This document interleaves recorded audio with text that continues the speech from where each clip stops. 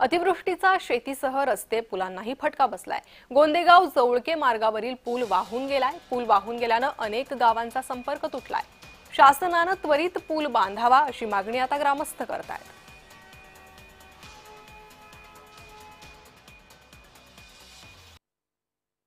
आमच्या बरोबर लहान लहान विद्यार्थी पण असतात आणि आमची भीती तर अशी वाटते की मग म्हणजे भरपूर असे मोठे खड्डे आणि जायला पण भीती वाटते। सरकार का एवढीच मागणी की आमच्या लवकरात लवकर हा पूल मंजूर करावा। पूर्ण ठिकाणी या अवकाळी पावसाने हाल झालेले आहे, परंतु या गोळेगाव आपला गोंदेगाव आणि जवळका हा जो महत्वाचा रस्ता आहे, या रस्त्याने पूर्ण शेतकरी दळणवळण करतात आणि 30-40 विद्यार्थी दररोजचे शाळेत जातात। तरी या रोडनी जाताना या पाण्यातून गुडघाभर असे खड्डे पडलेले आहे, गुडघाभर पाणी। दररोजचं दळणवळण करणारे जे विद्यार्थी ते जर वाहून गेले तर त्या वाहून जाणाऱ्या विद्यार्थ्याला जबाबदार सरकार आहे का कोण धरायचं, हा आमच्या पालकांपुढे प्रश्न पडलेला आहे।